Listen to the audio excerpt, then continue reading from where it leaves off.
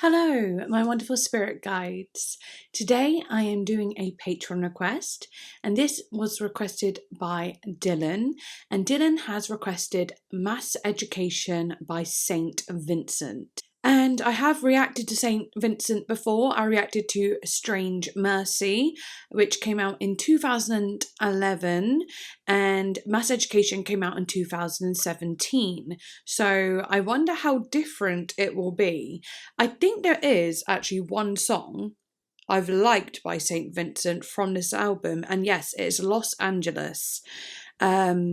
I think I liked it ages ago. I've got a small idea of what it sounds like. Like, I liked it before I even did reactions. It popped up on like a Spotify playlist and I must have got on with it. So if I like that song, hopefully I'll love the album. Yeah, so Dylan hasn't said much about it, but said that they had discovered it recently from the time that they made the request and love it. So yeah, let's get into it. If you would like to see this video completely uncut, then please do come over to Patreon and you can join at the bottom tier. And you could get lots of uncut content and early access and videos that don't go to YouTube and so on like that. It also really helps my channel out because I don't get monetized on this channel. So it just helps keep me going and motivates me and inspires me. But if you can't do any of that, don't worry. Like, comment, subscribe, share the video. All of that helps so much. Also, follow me on Instagram. I post lots of little things over there, whether it be selfies or just updates and so on like that. Yeah, and all the other links for everything else will be in the description below. So yeah, check it out. But anyway, without further ado, let's get into it. Sorry, I feel like you're a bit wonky. Not you, yourself, but I guess me. I'm a bit wonky.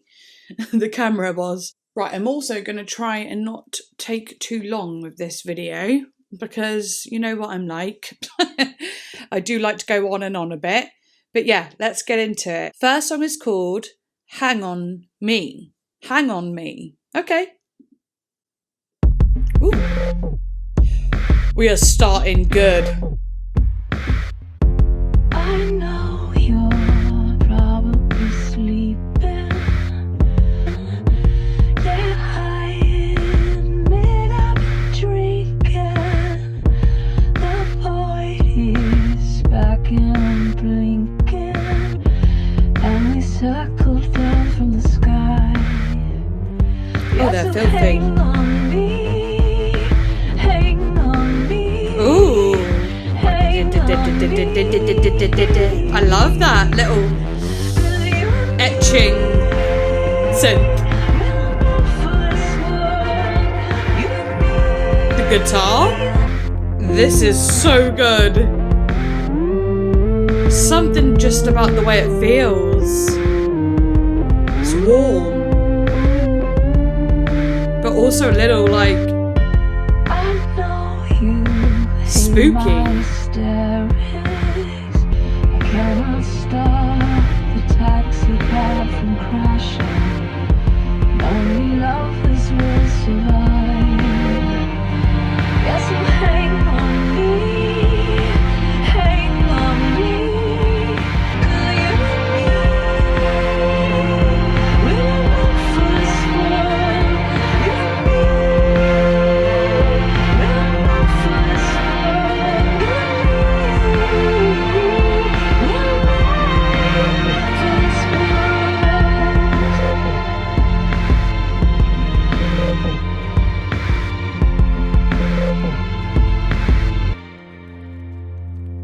Wow. Okay, there's something to say about like how the production has such a warm and cozy, submersive feeling that kind of wraps around you in this kind of more muffled, not a lot of high EQ, and just like this real encapsulating, fleecy, fuzzy kind of feeling that wraps around you. But then the vocals having so much pain, and also like the vocals are going for like a guitar amp of some sort. It wasn't totally distorted, but it definitely had a guitar amp feeling to it that sounded a little colder, I would have to say. It had warmth a little bit, but it was colder and felt a little bit more like pained and the lyrics to go with that. Interesting. Like, I love that. It's so interesting. And then, like, all the little instruments coming in here and there, like that little synth, and then you got the guitar. I think that was perfectly done. Whenever you get a song that starts off with just like this as its simplest form and then grows with like little things being trickled in, I think that is, you know, this was masterfully done. Because some songs can put instruments in and it doesn't always sound good. It just doesn't. But this just was like done absolutely immaculately. I could see the vision. I could feel the vision. Right. I'm going to go straight to the about section because I don't want to spend too long looking into every lyric. I was reading as I went, of course, but yeah, let's have a look. Also, as well, before I forget, I want to say, like, in the summer, I went for a huge phase of listening to Pay Your Way in Pain by Saint Vincent. And I kept rewatching the SNL live that she did. And I don't know what it is about it, but it's such an addicting song. I mainly listen to a live one. I don't know why, I just like it more, like the vibe. I love it all. But yeah, I wanted to mention that because this summer, I don't know, I was just listening to it so much and just like loving it. But anyway, it just says the song depicts the aftermath of a breakup and Clark's internal reminiscence of the connection she shared with her lover. Yeah, that's everything I was getting from it, and you could feel it. And you know, that whole verse where she's like, I know you hate my hysterics, I promise this time is different, I won't cry wolf in the kitchen, just please, oh please don't hang up yet. She's like bargaining and begging this person to just accept her, and you know, she's promising him that she won't have a meltdown or whatever, and just so that he will hold on to her. And she's like, hang on me. It's not just like hang on tight, you know, hang on to the situation. It's hang on to me. Don't give up on me. And then, you know, she also says, because you and me, we're not meant for this world. And it's almost like their love may have worked elsewhere if they were two souls in a different universe, a different world where things were different. It kind of feels like maybe the environment or the world didn't work for them, you know, whether it be like long distance or like jealousy or, you know, environmental things getting in the way of the relationship. And because our love is so true and real, it's just the outside stuff that kind of tears it apart. But yeah, love it. Anyway, let's move on. We now have pills. Okay. Pills to wake, pills to sleep, pills, pills, pills every day of the week. Pills to walk, pills to think, pills, pills, pills for the family. I spent a year. That's Cara Delevingne saying that. My mind on the gap, from healer to dealers and then back again, from guru to voodoo and voodoo to zen. Ooh. Pills to wake, pills to walk, pills to The way think, it sounds pills for the family. happy. Pills to grow, pills to shrink, pills, pills, pills and a good stiff drink. Pills to fall, pills to eat, Damn. pills, pills, pills down the kitchen sink. I can't even swim in these waves I made. From the bath to the drain, and the plane to the stage, to the bed, to give head to the morning I made. Pills to wake, pills to sleep, pills, pills, pills every day of the week. Pills to walk, pills to think, pills, pills, pills for the family. Pills to fuck, pills to eat, pills, pills, pills down the kitchen sink. That's addictive. Like pills. Wow!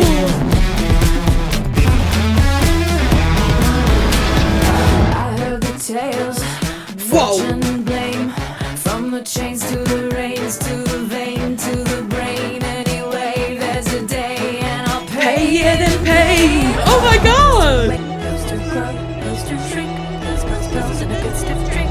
Pills to fuck, pills to eat, pills, pills, pills down the kitchen sink.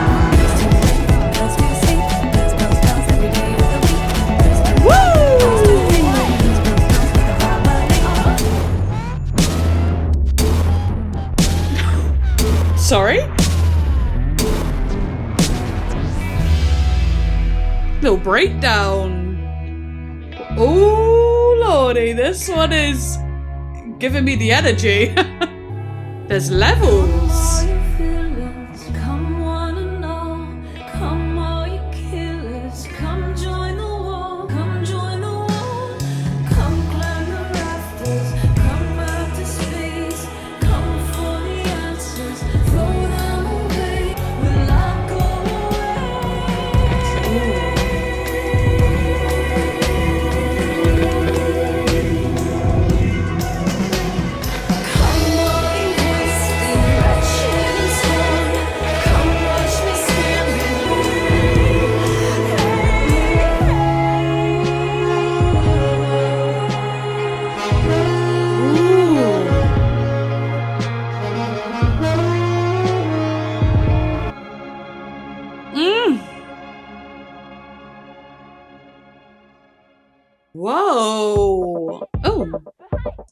Okay, what a journey that song was. Like, oh my god. Okay, so 1 second.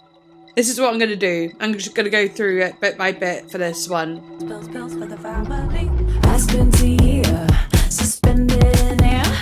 My mind. Okay, so it starts off with that kind of like trickling sound, but it also reminds me of like, because it's called pills, I can imagine like a pill bottle and like pouring the pills down the drain with the water running. You know, it almost had like not just a water, it didn't just sound like water, it had like a little solid sound to it as well. So it felt like water and pills kind of falling down a drain, which is cool. Also, that beat comes in like doom chicka doom. It has like a little bit of a tribal feel actually, which is really fun. Just gets you moving. But yeah, pills to wake, pills to sleep. Basically, talking about pills for everything. And I don't know, even that alone, just saying pills for this, for that, for this, you know, it's like makes you think actually, like, gosh, yeah, there are pills for so many things. I wonder if it is just a song about Big Pharma and, you know, how much they sell pills and how it's such a huge industry or whatever, or yeah, I don't know, it's just kind of weird to think about. I had paracetamol and ibuprofen before I started this video, you know.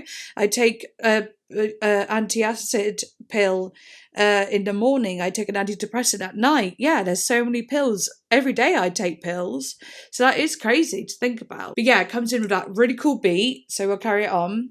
On the gap, my head on the stairs, from healer to dealers, and then back again, from guru to voodoo and voodoo to zen. Love that. Also that warm, warm, kind of like giving it again that like feeling that the first song did, that had like depth and kind of submersive feel that kind of wraps around you. When you get a sound like that, that's very globular and kind of thick and bassy, and not just bassy, but like really wraps around you. I always imagine like organs in the body, like that kind of deep red color of organs as well, and it being very, it's very, yeah, like it's an organic biological vision. You know what I mean? Like I could just see like organs, which is so strange, but I love it though. I guess it's because it feels like the color of it is red and it's like warm, it feels depthy, so I imagine like the heart and so on like that. Yeah, I love the bit where she goes from healers to dealers and then back again, from guru to voodoo and zen. Obviously I've probably done that completely wrong, but what the point I was trying to make is like the melody does not, there is no melody, it's a straight tone, just a straight melody, just da da da da da da da da da da. It sticks to the same note, which I love. I think that's so cool. And then voodoo to zen, or whatever it did, it you know, altered a little bit. I don't know, that was really impactful. It keeps you on this kind of like pause in time almost. It's like doesn't travel. You feel like you're paused in time, everything else is moving forward, but you're staying still. And it says, I spent a year suspended in air, my mind on the gap, my head on the stairs. From healers to dealers and then back again, from guru to voodoo and voodoo to zen. That's interesting. Like I spent a year suspended in the air, so like feet off the ground, basically, not in reality. And that could go for like taking pills that are like anti-anxiety pills, any type of opiate or opioid, you know? So yeah, not having the feet on the ground, my mind on the gap, like between, you know, the ground and where she is, maybe. Or it could be like the gap, like when you know, take a step onto a train, please mind the gap. I don't know, it could be something as literal as that.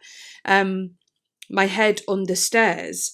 But when you put stairs and gap together as well, it makes me think of that missing the last stair feeling, right? You know, when you miss the last stair and you get like that real like, oh, like it shocks you and it makes you, it's such a gross feeling, like an uncomfortable feeling. And maybe think of that as well, that space between and not remembering where the next step is. It's like that, I don't know, just that uncertainty. But yeah, mind on the gap, my head on the stairs. It's almost like saying, yeah, I'm thinking so much about the gap between the ground and the step, or something, like between my foot and the next step, that I don't think about the step and end up with my head on the stairs, like maybe hurting yourself. I don't know. Well, I guess I'll click it actually, just see if anything is said. The first half of the line is also a reference to the iconic mind the gap warnings that are broadcast in London tube stations when trains pull up. A reference to one of the most iconic moments of St. Vincent's 2014 digital witness tour for her self-titled album, during which she would lay on a set piece of pink stairs. Oh my god, that's so cool. So, yeah, not entirely sure if there's anything more reference or what it might mean other than that, but I love that. But it feels like she might have fallen on the stairs. It just feels like that. And then from healers to dealers and then back again. It's almost like she's saying, I've tried everything to sort out my pain, like from healers to dealers, from gurus to voodoo and voodoo to Zen. Like I've tried everything. I've tried to heal myself. I've tried to, gone to dealers to, mask my pain with drugs. I've tried gurus. I've even tried voodoo, and then to Zen, which is peaceful, maybe being at peace. But I wonder, I'll click it. St. Vincent says she spent time between psychoactive drugs, prescription drugs, natural medicine, and even magic to treat her anxiety and stress. Yeah, which I was saying.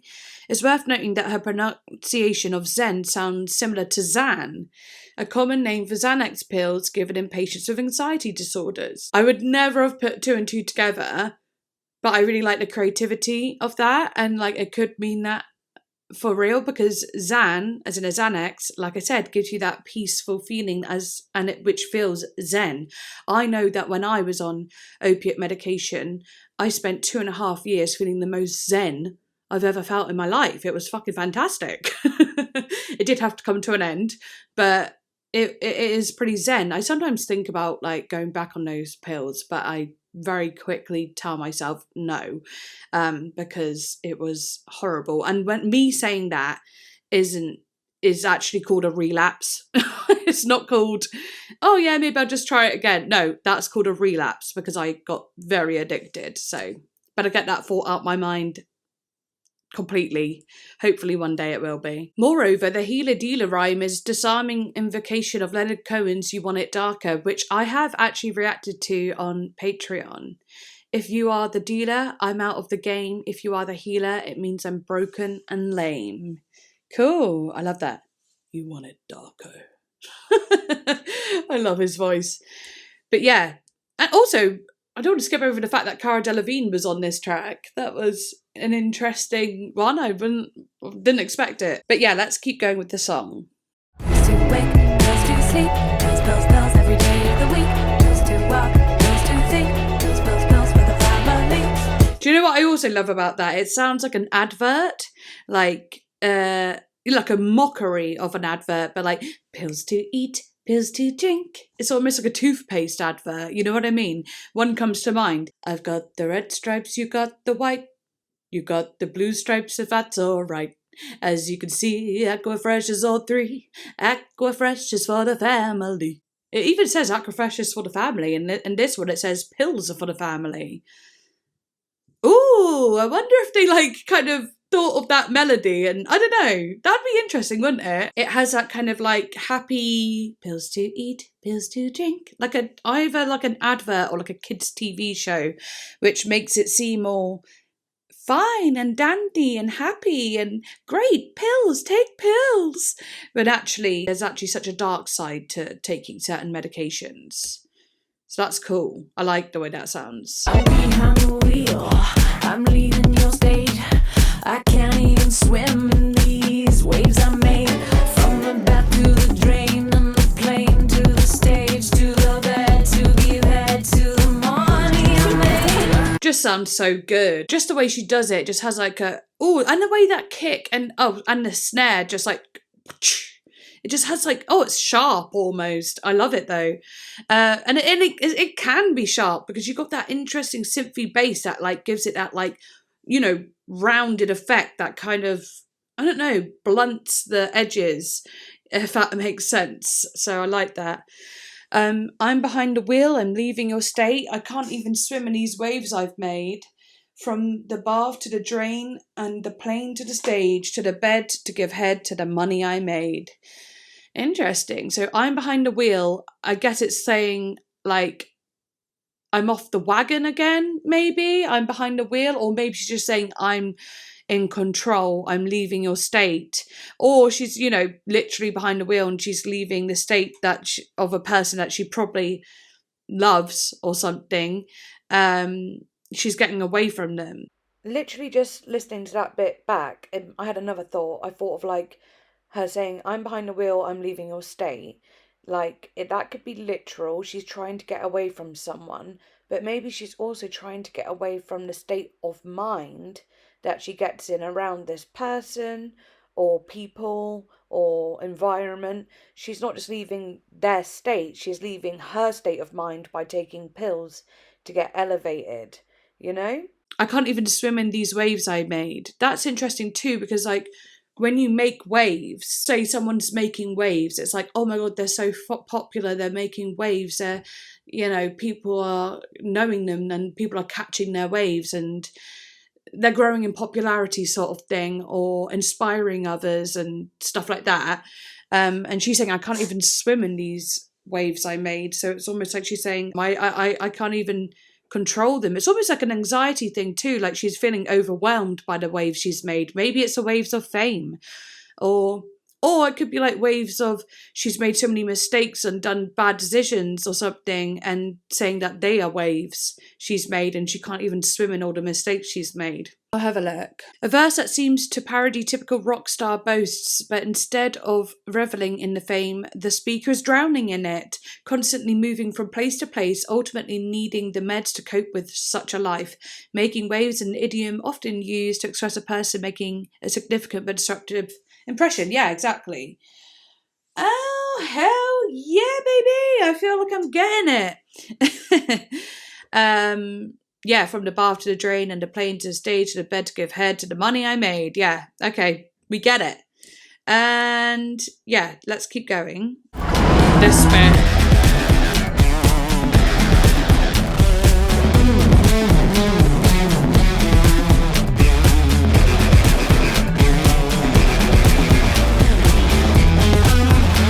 This is the best bit. From the chains to the reins to the vein to the brain. Anyway, there's a day and I'll pay it in pain. Oh. Pills to wake, pills to sleep. Oh God, that's so cool. But that like little solo bit. Oh, it's everything. Like it has a call and response as well.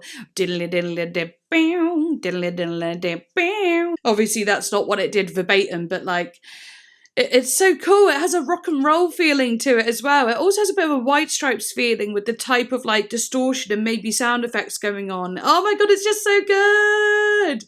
It definitely has such a rocking vibe, which I love. It's so fun with that call and response with the little like little pitch bending on the note, like or maybe using a wah wah, or the thing on the guitar that goes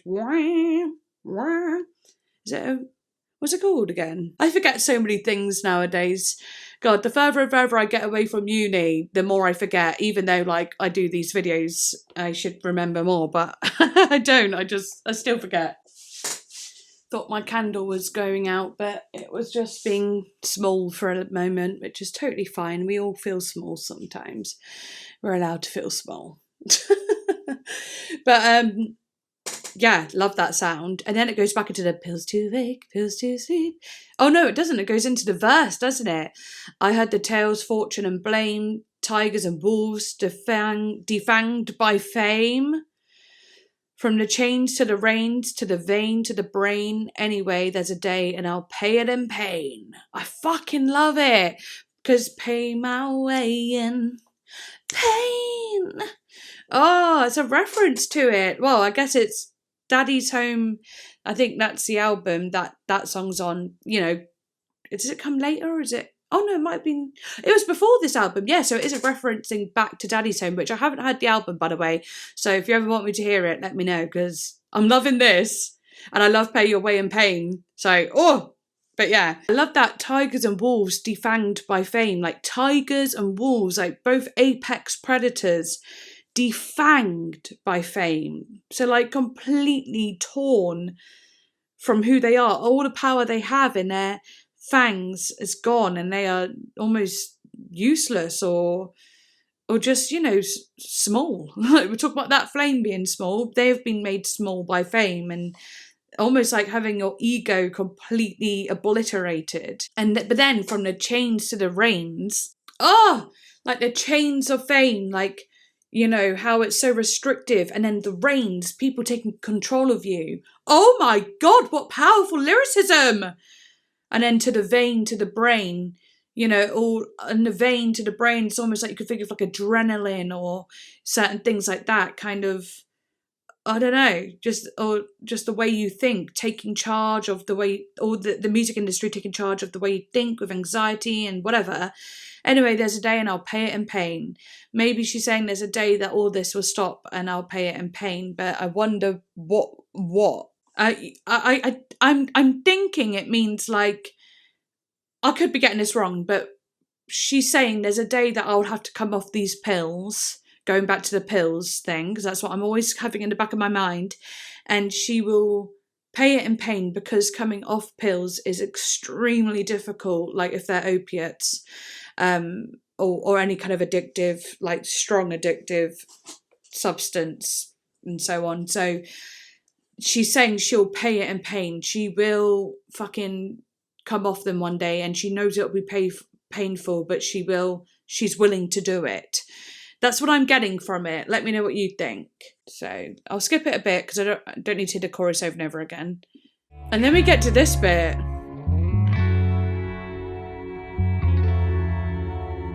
Ooh, that descending sound here. Come all you feelings, come one and all, wretched. Skip it a little bit.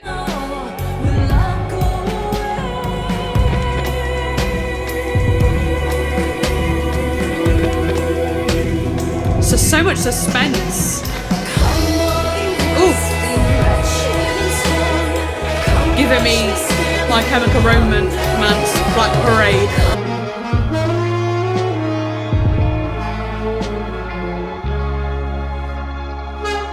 Oh.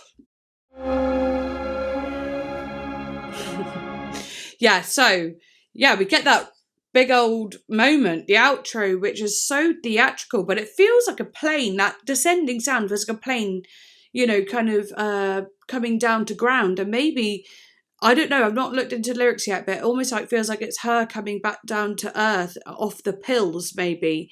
I don't know.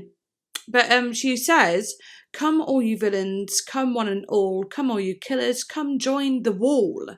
Come all you wasted, wretched and scorned, come on and face it, come join the wall. That's interesting. Like, what's the wall? Is it like a wall of people? Is it a protest? Is it saying like, let's all, I don't know. Come on and face it, come join the wall, come climb the rafters, come out to space, come for the answers, throw them away, come kiss me stupid, come kiss me sore, come find me standing under the wall.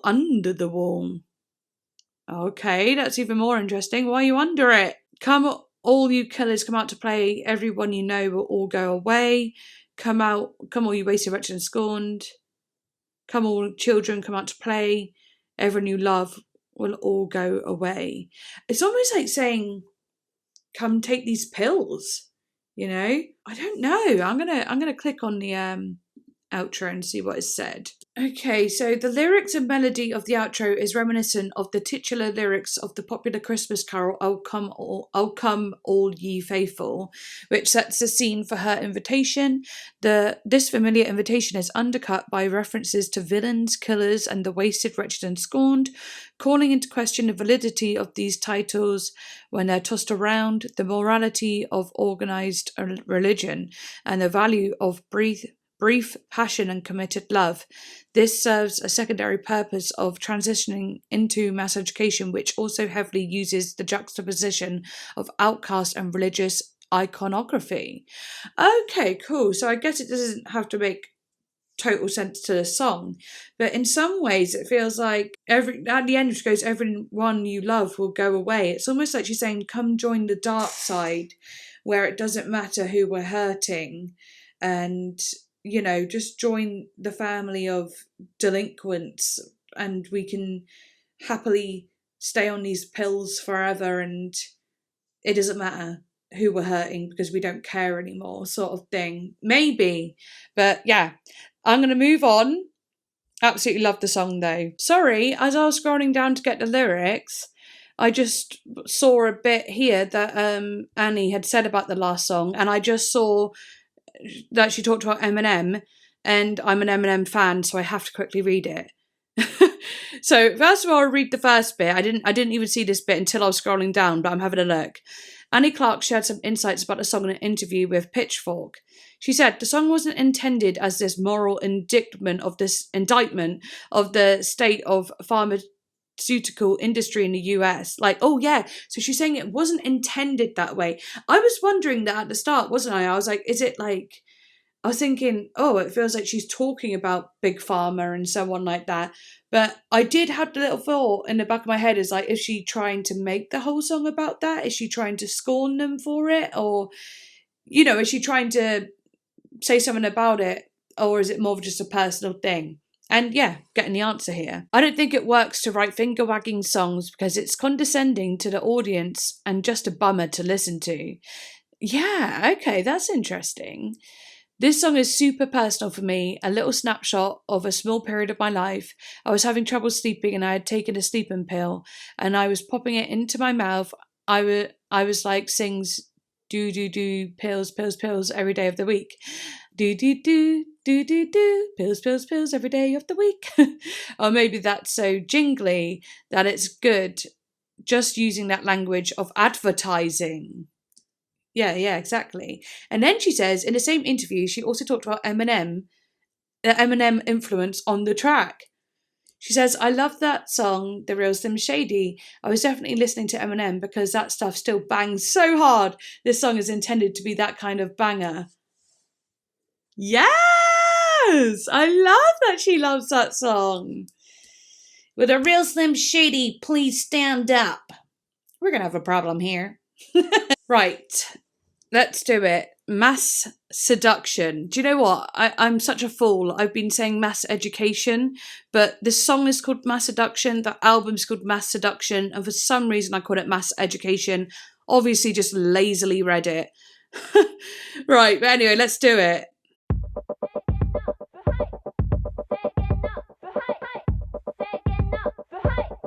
Japanese for power corrupts. Okay. Black saints and a lady playing knockoff soul. A punk rock romantic slumped on the kitchen floor. Lolita is weeping, the bride is beautiful. My seduction. I can't turn off what turns me on. I can't turn off what turns me on. I can't turn off what turns me on. I can't turn off what turns me on. I hold you like a weapon. Don't turn off what turns me on. Ooh! Teenage Christian virgins holding out their tongues. Paranoid secretions falling on basement rugs.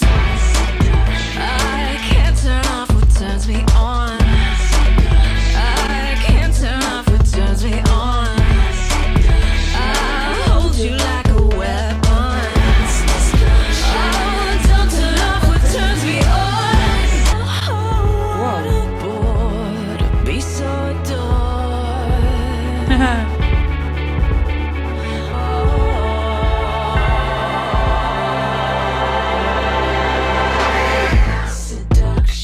I can't turn off what turns me on.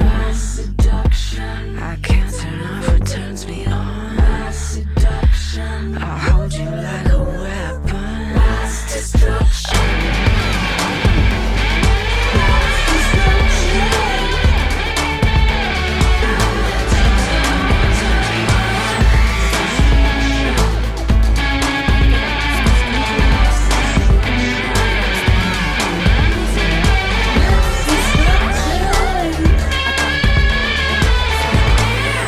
Destruction. Ow. Ooh, a sexy one. It's been a while since I've had a sexy song, you know, like a really sexy one, not one that just has like, oh, a sexy element. No, it's been a while since I've had like a raunchy kind of sexy song, you know, it's a little bit raunchy.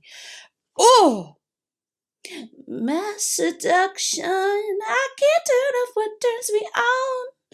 Ooh, it's got a little bit of Prince in that, actually, thinking about it. Now that I just did that little moment, it actually kind of makes me think of Prince. Oh, God, it's hot. I'm getting hot. Might turn my heating off for a minute. Getting hot under the collar. I can't turn off what turns me on. Ooh! Girl, tell me about it. Black Saint, Sinner Lady, playing knockoff soul. Okay. A punk rock romantic slumped on the kitchen floor. Nuns in stress position, smoking Marlboros.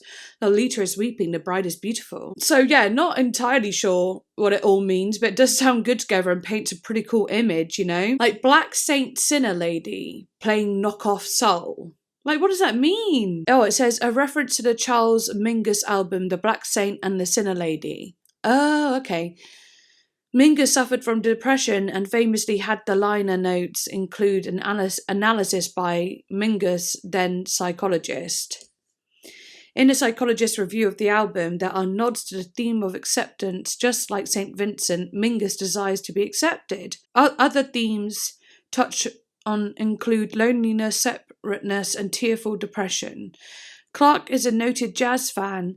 Its influence can be seen in her early albums, Marry Me in particular, and she has admitted a soft spot for Miles Davis, having been inspired by him to self-title her fourth album. But I wonder why she says it here. I'm playing knockoff soul. That's interesting. A punk rock romantic slumped on the kitchen floor. I guess it's just like imagery that you can't imagine, if you know what I mean. Oh, yeah, that makes sense.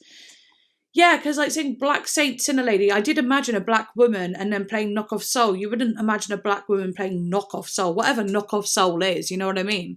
You'd imagine a black woman playing real soul, because obviously soul music is black music, but I don't know, that's interesting. And a punk rock romantic slumped on the kitchen floor. When you think of punks, you see them looking quite fierce, they don't give a fuck attitude, but it's a romantic slumped on the kitchen floor, probably heartbroken.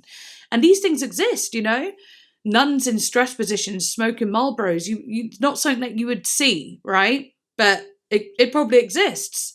Lolita is weeping, the bride is beautiful. That's interesting too. Like, why is Lolita weeping, the bride is beautiful? Lolita is a book, a story that is it's quite a dark one about a Lolita. Also, people call basically young girls who men coin as seductive, right? Or being desirable.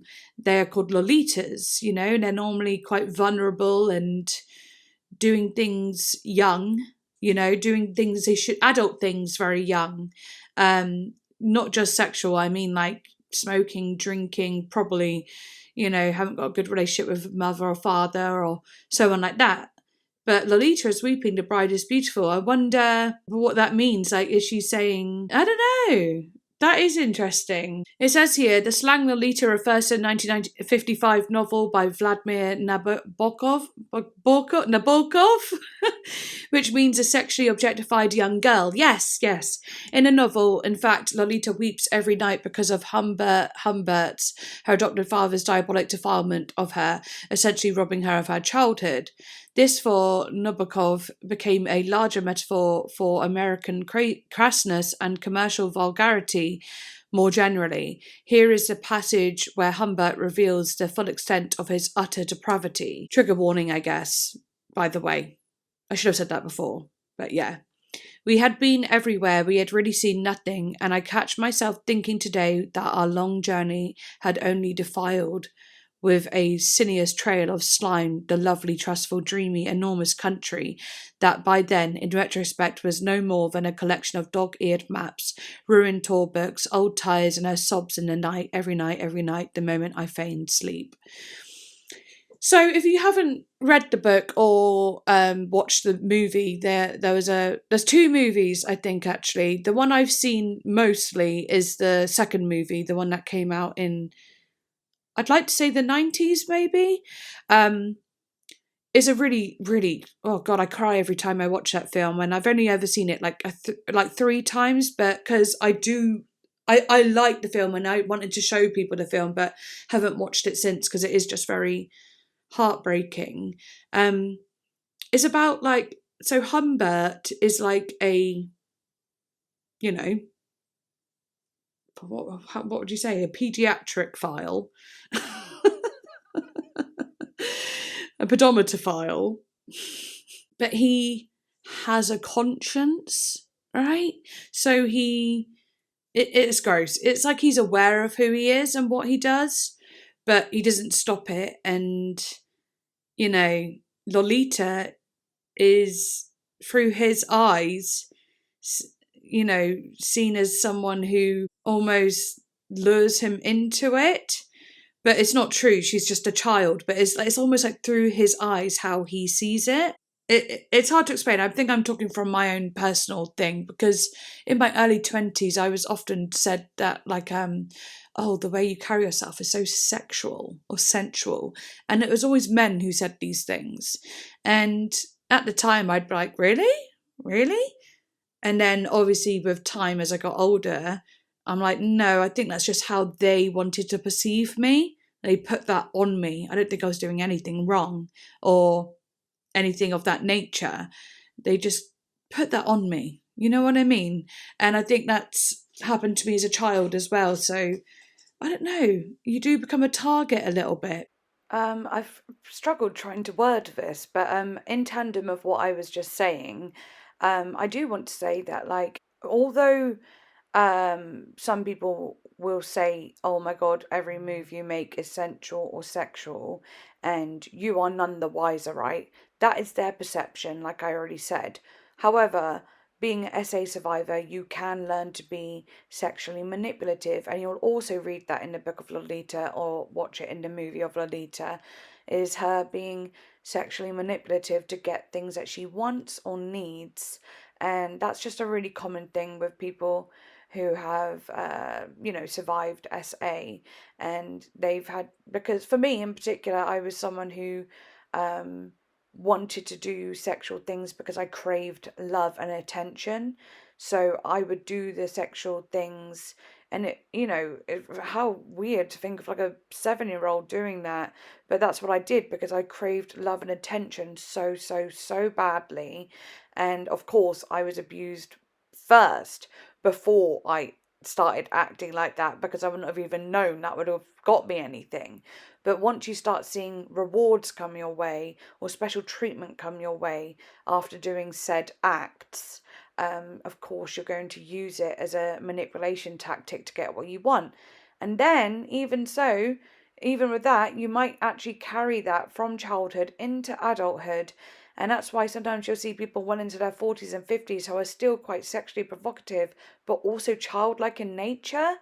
And those are people that have probably lacked awareness and haven't healed, which is incredibly sad. But luckily, a lot of people do come to become aware and realize that they don't need to use these manipulation tactics anymore now that they are grown and that they are safe, and they can learn, like, to communicate properly and have consensual, loving, intimate moments with people.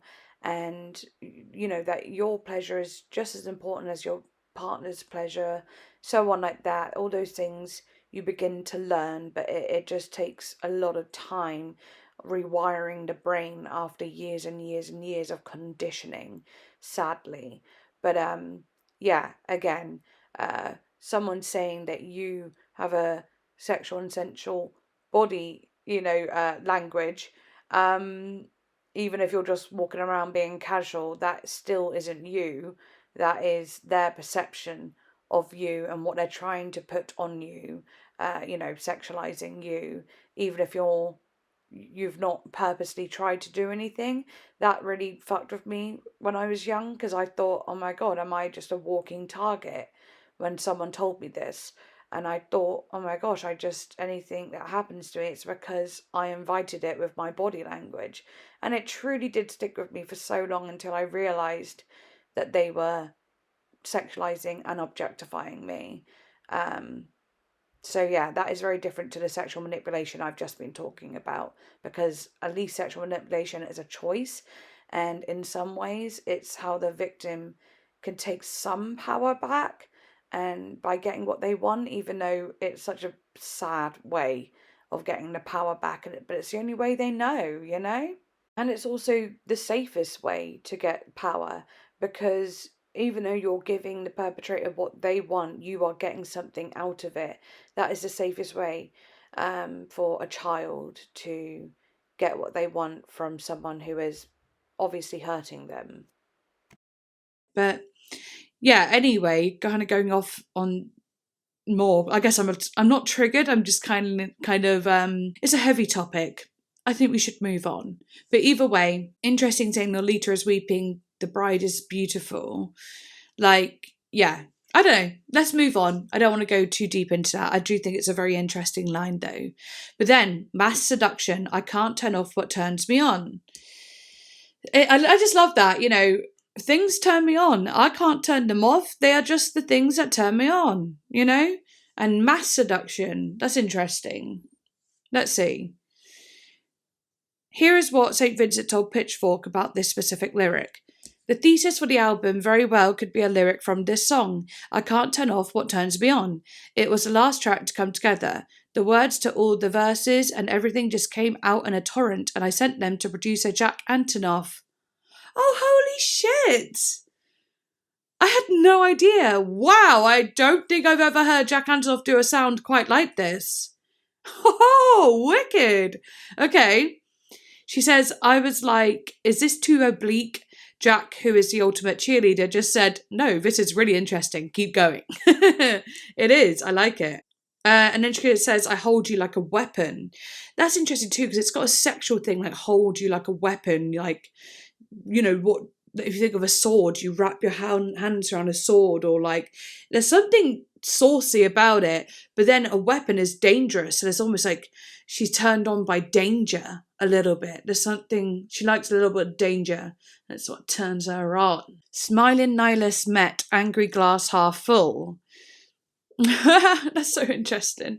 Like an optimistic nihilist, and they're angry, but the glass is half full. They're positive, but they're angry. I love that. I feel like that just is me. Honestly, that's who I am. Truly. Drinking manic panic. Singing Boatman's Cool. So it says here, Manic Panic is a brand of hair dye well known for its vivid colours and association with teenagers, especially scene or punk kids of the early to mid 2000s. Drinking Manic Panic is not recommended. Oh, don't tell me about Manic Panic. I remember it very well. I can't believe she's actually referencing the hair dye though. I was like, what's Manic Panic? It was so familiar. And then I was like, oh, the hair dye. Oh my God, that's crazy. It says the mention of manic panic sets the mood of this verse, both in its allusion to adolescence and its invocative of a manic or panicked state. This line also be a play on the trope of the manic pixie dream girl, the girl herself a manic panic is drinking. Okay, what? I don't know what I even just read then. I think I blanked when I got to that part, but yeah. So actually, this is very based on young people. We've had the Lolita. We've had, you know, this manic panic. And now the next line's teenage Christian virgins holding out their tongues. You know the imagery that I got with that? This might be a little bit wrong, but like I just imagine a load of teenagers, like Christian girls, you know, going to church on Sunday, but on a Saturday night holding out their tongues and like having like a acid pill or like a ecstasy pill put on their tongues. That's how I saw it, and it was a little bit like, ooh, naughty. And then it says paranoid secretions falling on basement rugs. Ooh, paranoid secretions. That could be like so many things. That could be sexual, or it could be like drug matter. You know, like drug residue falling on basement rugs, all down in the basement, getting up to no good. Oh my God, that's so, I don't know, there's something really cool about the image of that. It kind of reminds me of like Insatiable, where, what's she called? the main character. I don't know why I forget these things. It's when I'm on the spot I forget. I know it, I just forgot it right now. D or R. There's an R or a D in there. Demi. No. Fucking hell, I'm going to have to look it up. Debbie Harry. It's No, not Debbie Harry. That's Blondie. Oh, wait, it's Debbie. Debbie Ryan. Debbie Ryan. Okay, I thought I really had it with Debbie Harry there. That's too much. But yeah, it reminded me of that, like in Insatiable, maybe I'll add a clip, where she gets baptised and then when she comes out, like she's got like this red bikini on underneath her like white gown thing, and it's like all sticking to her. And I don't know, that moment is so fucking sexy. I love it.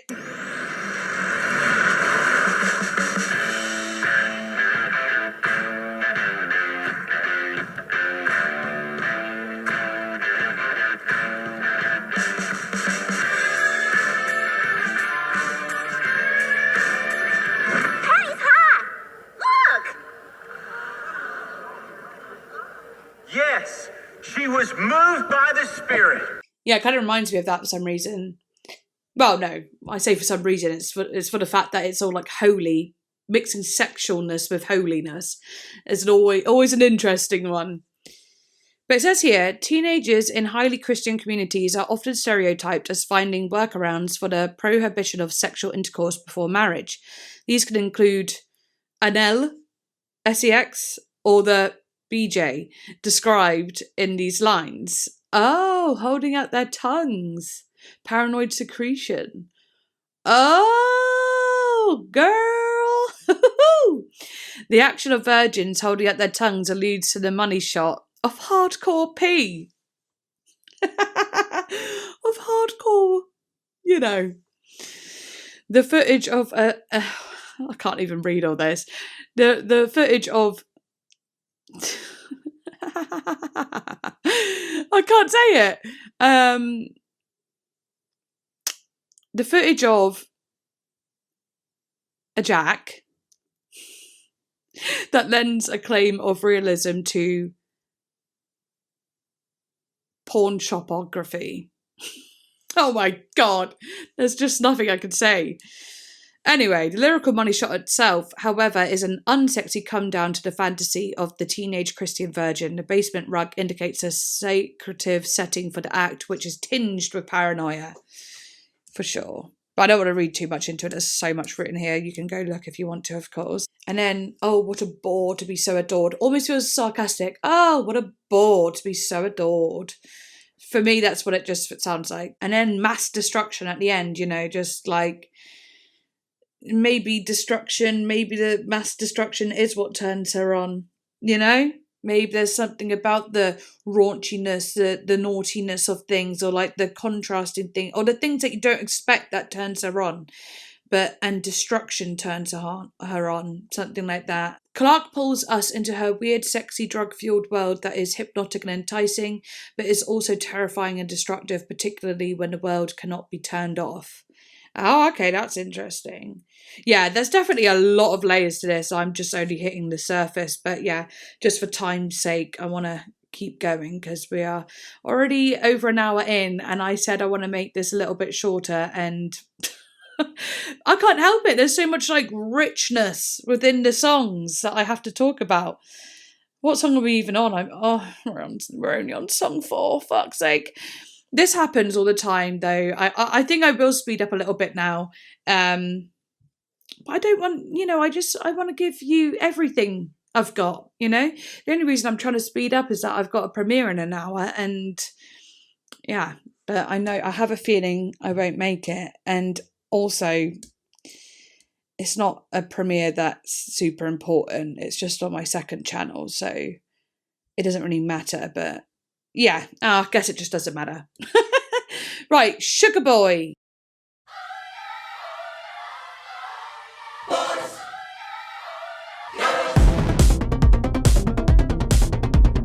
Fuck, yes. Ooh. Sugarboy, I'm in need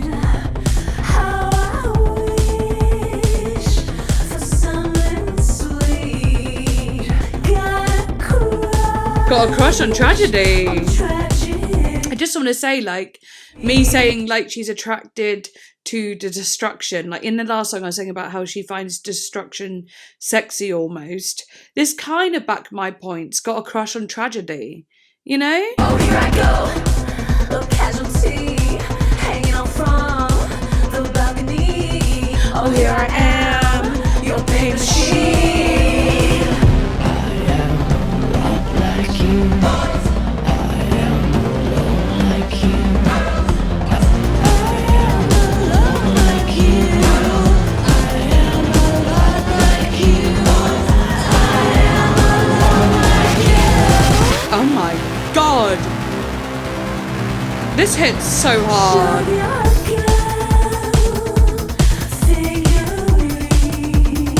I can picture like a roller disco. Kind of feels like a non-binary anthem. Kicked into sleep. Oh, here I go, a casualty.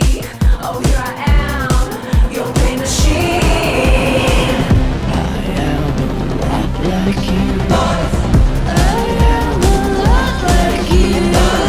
I am alone like you. Arcade.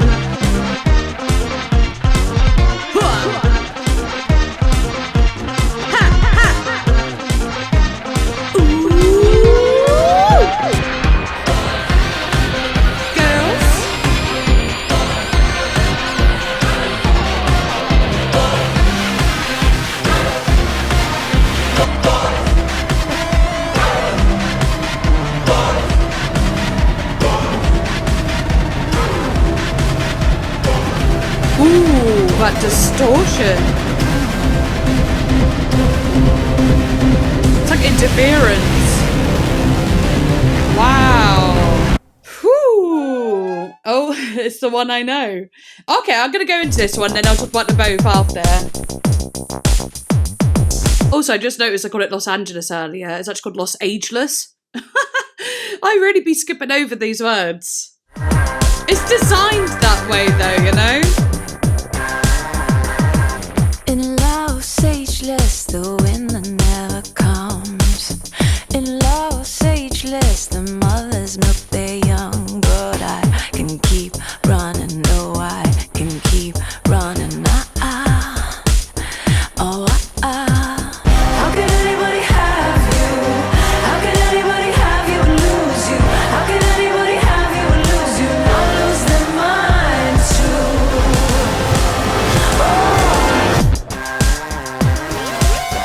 Oof. Do you know what? I've forgotten so much of this song. They're playing their guitars, but how can I leave? I just follow the hood of my car. Oh, it's the waves, they never break. They build and build until you don't have no escape. But how can I leave? I just follow my hood to the sea. Go to sleep. How can anybody have you and lose you? How can anybody have you and lose you? Not lose their minds too. Oh my Lord, you really did it now. I'm a monster, hey, on my sacred cow. Yeah. I can keep running on. I can't keep running on. Oh. Yeah. How can anybody have you? How can anybody have you and lose you? How can anybody have you and lose you and not lose their mind?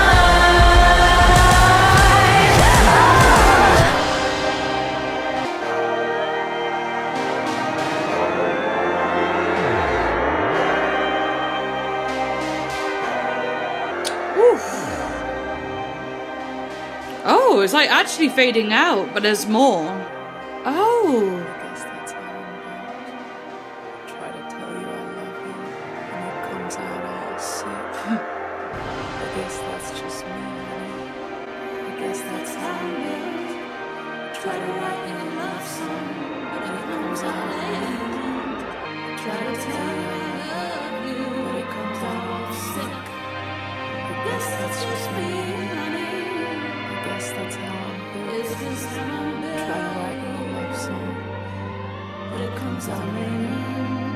Is it gonna go into the other song like this? Is this a transition? No. Oh, it feels like it could have transitioned so gorgeously.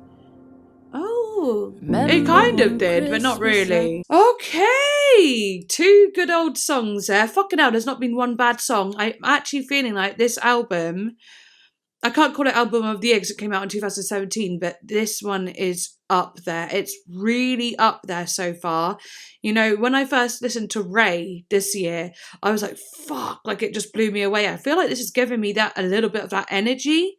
Like not the same type of music or anything like that. I'm just saying like the feeling I'm getting, like how much I'm loving it, like literally loving it off the bat. Oh God, that really is something. Not going to go too deep into the songs. I'm really not this time, okay? Let's see what Sugarboy is about. Let's read what she said about it. Annie Clark shared some insights about the song in an interview with Pitchfork. Also, yeah, what I will say is like when I said, oh, it feels like a non-binary anthem or non-binary song, it's just because she's saying like, you know, she's like, boys, we're more alike than you think. Girls, I'm alone like you, or something like that. It's like she's relating to both boys and girls in some ways, and of course I was only joking about it being a non-binary anthem, but it could be one. It could be perceived that way. If you are non-binary, you could hear it that way, which is pretty cool actually. You know what, I'm gonna go for it. I am. There's not a lot of lyrics, so I just want to do it. Sugarboy, I'm in need. How I wish for something sweet. Sugarboy, I am weak. Got a crush on tragedy. Yeah, it just feels like she's saying, I need you. I need something sweet. Maybe she's the bad girl in this situation, and he's the sweet boy that it's gonna be a tragedy because she'll break his heart, you know? And then, oh, here I go, a casualty hanging from the balcony. Oh, here I go, making a scene. Oh, here I am, your pain machine. Ooh, so casualty hanging from the balcony. It's like her saying, here I am making a big old scene, like, you know, like I'm hanging off the balcony, come save me. That, like, she talked about that boy who cried wolf before. It's almost like her saying, me threatening to end, you know, trigger warning, to unalive myself just to get you here to come over. If I'm going from that first song with the lyrics sort of thing, the cried wolf, the hysterics, you know, sort of thing like that. Even she says here, making a scene, oh, here I am, your pain machine, because she is their pain machine. All she does is give them pain, you know? She realises that, but she wants them so bad and she wants to be seen. I'm a lot like you boys, I'm alone like you girls. So that's cool. Like, I'm not like you boys. I wonder if that's also because I wonder why let's just click that bit actually. It says here she's spoken about being gender and sexually fluid. Oh, so I really wasn't wrong. I just didn't want to assume. Oh, I'm so happy I said it though. But she goes by she, but it seems of it, so that's fine. Cool. Yeah, well, when she did that Pay Your Way in Pain on SNL, fucking hell. She was giving me all the like hot feminine and masculine energy. And there's something about that with me. I love a woman who has like looks stunning, but also has a masculine energy. There's something about that is just like, it's like my favourite. Sugar Girl figurine, pledge all your allegiance to me. Sugar Girl, dissolve in me. Got a crush from kicked in teeth. Ooh. That's interesting. Got a crush from kicked in teeth. During these 2 last lines, the instrumental samples a guitar chord progression that is played all throughout Los Ageless. This sign is likely more than a coincidence and could serve as a subtle introduction to the next track as Sugarboy precedes Los Ageless. In the album tracklist, the progression can also be heard later in the background during a guitar solo, but played on something similar to a metallophone. Okay. I don't know what the lyrics mean. But Sugar Girl figurine is interesting. It's like she's saying, like, figurine, like a Barbie doll almost. Pledge your allegiance to me. Dissolve in me. Got a crush from kicked in teeth. I don't know. Let me know what you think. Yeah, not too much said about lyrics. That's fine. Anyway, Los Ageless. The title is a play on the city of Los Angeles and references the lyrics of New York. Even as both songs are soaked in heartbreak, Los Ageless could be considered the antithesis to New York. Aside from the East Coast West Coast polarity, the shorter, sweeter subtlety of New York is completely juxtaposed by the wilder, longer explosivity of Los and Ageless. The song features contributions from her uncle and aunt, Tuck and Patty Andres,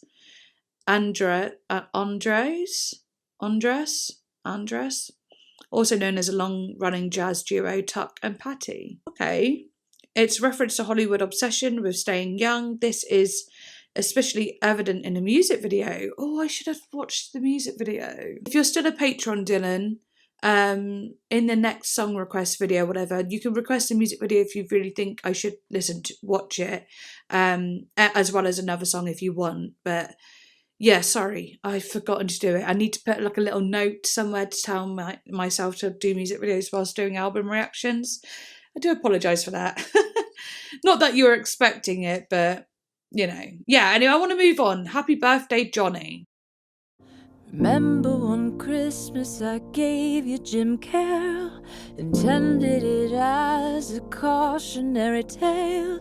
You said you saw yourself inside there. Remember one summer we walked in Times Square, I showed you the zombies with 100 instead. We took the blame, took the bags to the train. Happy birthday, Johnny, wherever you are. Okay, feels like a song to someone who may have passed Last away. time you called, it was on New Year's Eve. Oh, maybe not You passed asked away. me for dough to get something to eat. Since we last spoke, you live on the street. Yeah, I wouldn't believe all the shit that you've seen. Happy New Year, Johnny. On the trees.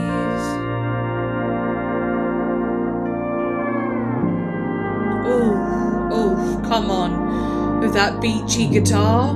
Oh.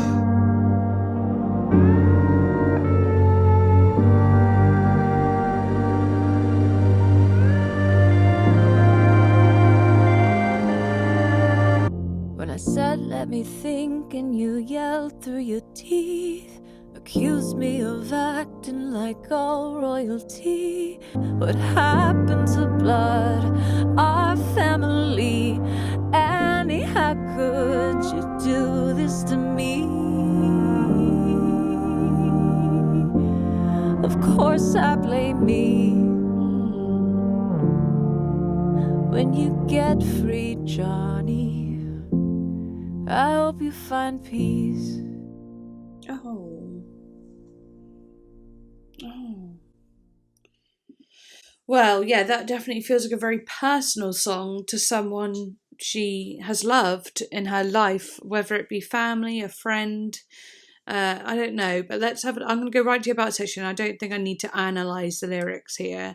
It's very, it's like really like she is singing to Johnny. Okay, it says here, another ode to Annie Clark's perhaps figurative, perhaps not, dear friend Johnny. Happy birthday, Johnny. Also, didn't she mention Johnny on Strange Mercy? Because I remember that name. Let me have a look and see if there's... Oh, I don't remember, but... Oh, yeah, I love... Fucking hell, now I love Chloe in the Afternoon, Cheerleader, Surgeon, Northern Lights, Strange Mercy. I think I listened to this not long ago, actually, on my own. But I can't remember if she mentions a Johnny in it. But I don't know why that name. Maybe it's maybe Fiona Apple. That's why I'm thinking of a Johnny. I don't know. Maybe I made that up too. God, I don't know. Honestly, it's so hard to keep track of everything nowadays, of how much music I listen to now. But anyway, Happy Birthday, Johnny could very well be interpreted as a continuation of St. Vincent's original track, Prince Johnny, featuring the same self-destructive protagonist, but this time directly detailing the nature of their relationship. Clark's thoughts on Prince Johnny resonate here just as they do there. Prince Johnny is about a mixture of compassion and hopelessness that you feel for a friend who's being very self-destructive, but you also know that you can't save them, but you can't cast any judgment because you're equally self-destructive. Oh, yeah. Feel it. Beautiful song. Moving on. Saviour.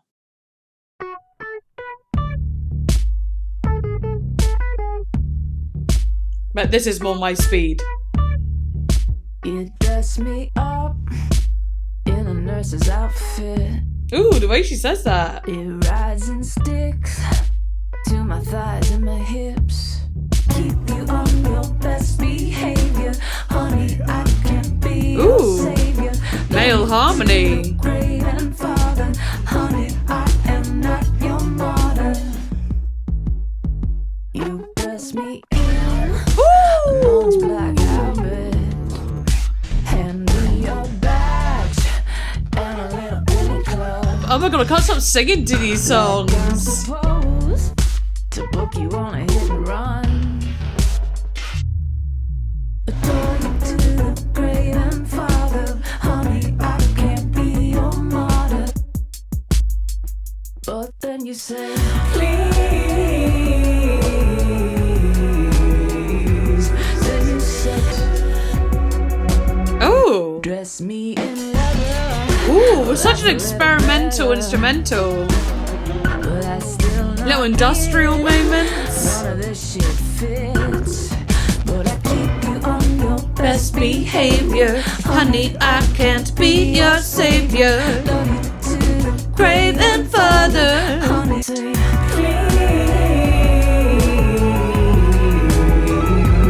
Then you say,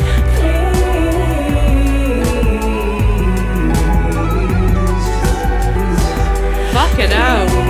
It's instrumental.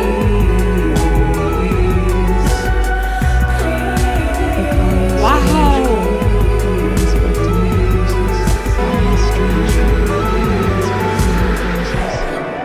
I got him trying to save the world.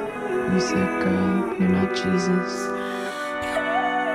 Ooh, her vocal. Call me strange. Inspecting my bruises. Got him trying to save the world. You said, girl, you're not Jesus. Fucking hell. Sexy. And good. And great. And also the lyrics were sexy in a lot of ways, weren't they? You know? You know, like the whole, you dress me up in a nurse's outfit, I ride and it rides and sticks to my thighs and hips. You put me in a teacher's little denim skirt, ruler and desk so I can make it hurt. You know, you can picture her in all these different outfits that she's kind of explaining in like a like sexy outfit sort of thing. Yeah, okay. I'm gonna go to the about section. On the surface, Saviour is a song about experimentation with sexual role play by dressing up as characters that wield power and discipline. Oh yeah, I didn't even think of that actually. Nurse, teacher, nun, policeman. Yeah, I really didn't think about how, yeah, they're the disciplinary types.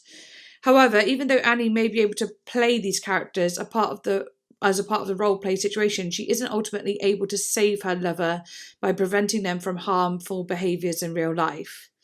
The song may also allude to how the British tabloid press described Annie as her ex, Cara Delevingne's unlikely saviour. Oh, she was with Cara Delevingne. And her rejection of that label. Oh my God, it all unfolds. Saviour also features a guitar riff that Annie wrote when she was 15. Amazing. Right, I'm going to go quickly get a little snack because I'm feeling a bit lightheaded and I won't have the energy. So, and it is dinner time for me. Yet again, I am doing videos past my dinner time nowadays. I don't know what it is about doing these videos. It's either that, like, time flies, so, like, you know, if I haven't eaten, I don't know, I get hungry in these videos. I get tired as well. When we get past 1 hour, that's when I start to get really tired.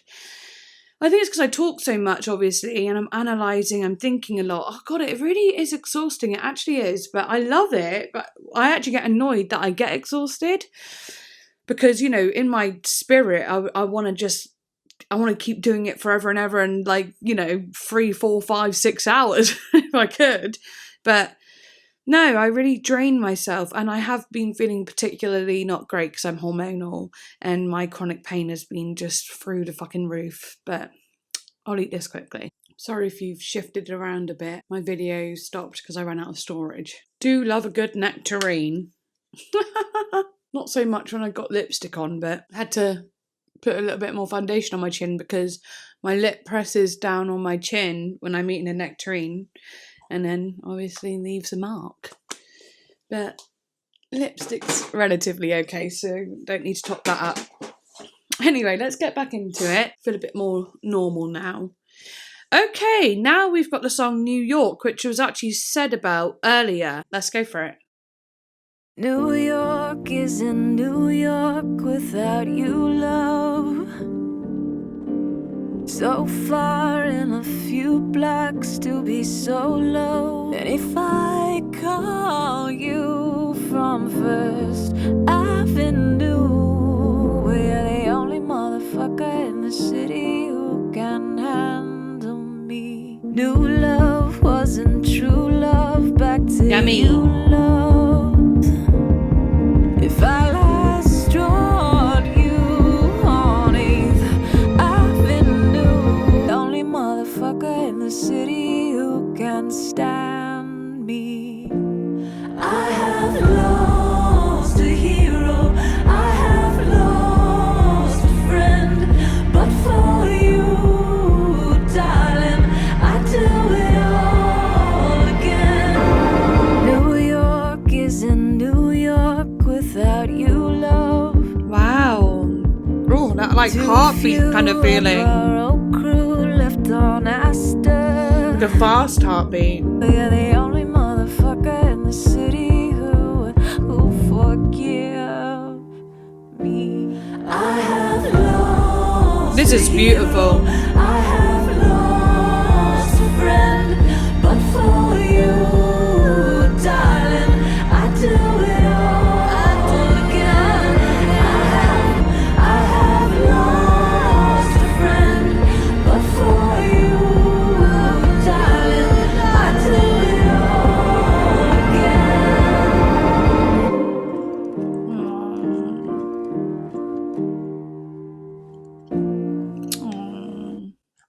Oh, the way it ends.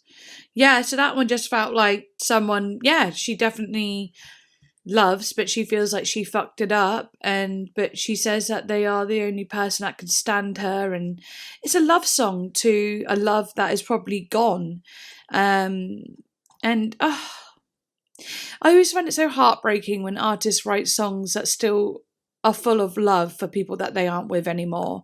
You know, it's a lot easier to listen to an angry breakup song than it is to listen to one where there's still love. It's like painful. Writing that song, I loved it. I thought it was really direct and emotional. People might have thought I was going to zig, so I zagged. Yeah, New York could be seen as a antithetical sister to the album's second single, Los Ageless, which we talked about earlier. She has said this: songs are Rorschach tests. The interpretation of the song or the feeling of the song has more to do with the listener than it does with my intention, and I'm fine with that. But New York is a love letter to New York, certainly, and to me it's a composite of so many people and so many experiences in New York. Oh, okay. So it's quite personal in a lot of ways, but can make lots of people feel their own sort of things of it. Beautiful. I have to admit, I do like the songs that have a bit more of like a, I don't know, maybe sexier ones, or the ones that have a bit more of a punch, like a bit more upbeat. And not to say I don't like slow songs, I actually love slow songs and stripped back songs, but I guess from St. Vincent I'm enjoying the more like upbeat ones. Upbeat's a funny way of saying it, but you know, the more intricate ones of intricate production and like has like a strong feeling of something. Maybe that's just the mood I'm in today, but even though the slower songs are nice, I'm loving the other ones more. Fear the future.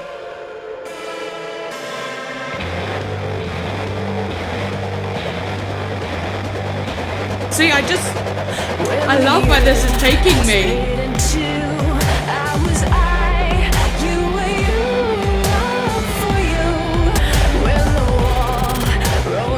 That drum. And the oceans, I swear, run for me too. Come on, sir, just give me an answer. Come on, sir, now I need an answer. I feel the future. Wow. When the clouds felt like it pulled for a little bit, like when the club boom dum dum dum, the pushing of the journey goes forth once again. When the club come and go to the top of your skull for you. What can I do? Come on, sir, just give me the answer. Come on, sir, now I need an answer. Come on, sir, just give me the answer. I feel the future. The way that feels so like, ooh, but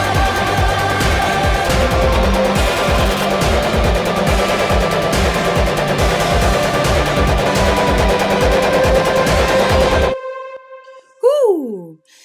Do you know what I was thinking? She's saying, I fear the future. But then, like, it had that bit where it held back. And it almost felt like she was, like, pulling back from the future. And then as it charged forward once again, it's almost like almost like a metaphor for how the future is coming and how you have to keep going forward. That's literally, you cannot go back in time. You have to keep going forward. The fast pacedness of the song is almost like a metaphor of how the future kind of comes quicker than you think sometimes.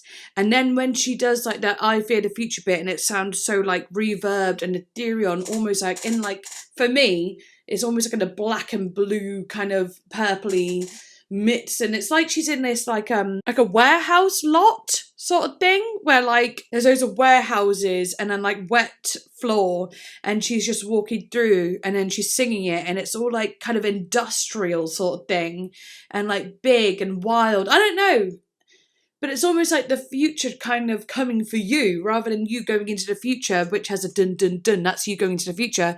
But when she goes I fear the future, it feels like the future enveloping you. I don't know, maybe I'm getting a little too crazy with it, but I was picturing it and feeling it. Love that. Let's have a look. You know what? Actually, I'm going to go on to the next song. How long Ooh. has this been going on? Ooh, that forward feeling again. With your clothing on. Young lover, begging you please to wake up. Young lover, I wish that I was your drug. Young lover, Kind of scary in those bits.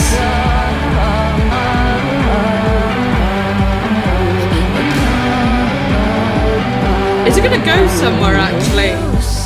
No. Almost feels like a lot of tension. Well, it not almost, it does feel like a lot of tension.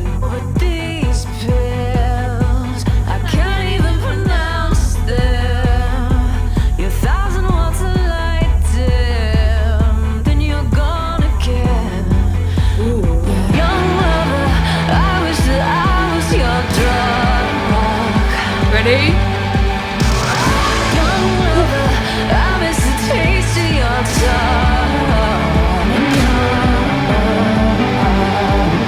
Paris, the Eiffel was shining.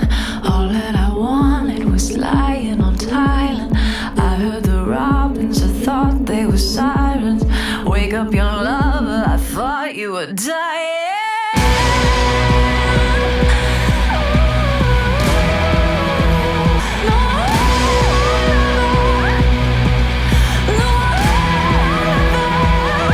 She sounds so good.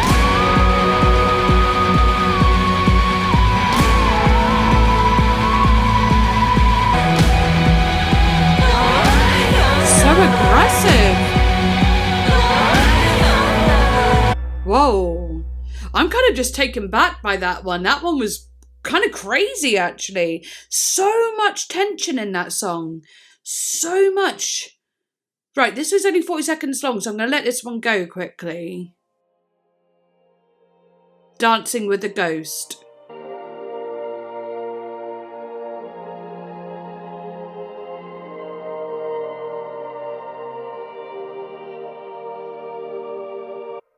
says in the lyrics on Spotify, it says leave you dancing with a ghost, but I didn't hear that happen in the song. Young Lover one, so interesting. I need to have a little look. Young Lover dresses up a startling and depressing encounter as okay, let me just tell you what I got from it. It felt like, do you know what, I'm going for the lyrics because there's something about this that was so tense. The instrumental was very much taking over, but I was also following the lyrics, and I felt like something tragic had happened. It felt like, yeah, being in love, wanting to go to Paris or whatever, but it feels like at the end there might have been a drug overdose or something. Maybe I'm crazy, but we'll dissect that. Do you know what, I'm going to take these off for a minute as well, because they can get a little much. They're just a bit bulky, heavy, get off my ears, let them be free. Look at them, they're red, hot. How long has this been going on? I found you in a bathtub with your clothing on. Oh my God, yes, I didn't even pick it up from that moment, actually, what it could be about, because I was very much focused on the instrumental, which I liked but hated. It was such a love-hate relationship, but I thought it was so incredibly clever. And at the end, where it was just like kind of ferocious, I kind of loved that bit. Actually, that bit I really liked. But there was so much of it that I was like, fucking hell, this is so tense, I don't even know what to feel. But with the lyrics, it's going to make so much sense, isn't it? How long has this been going on? I found you in a bathtub with your clothing on. Oh, so what? Your mother did a number.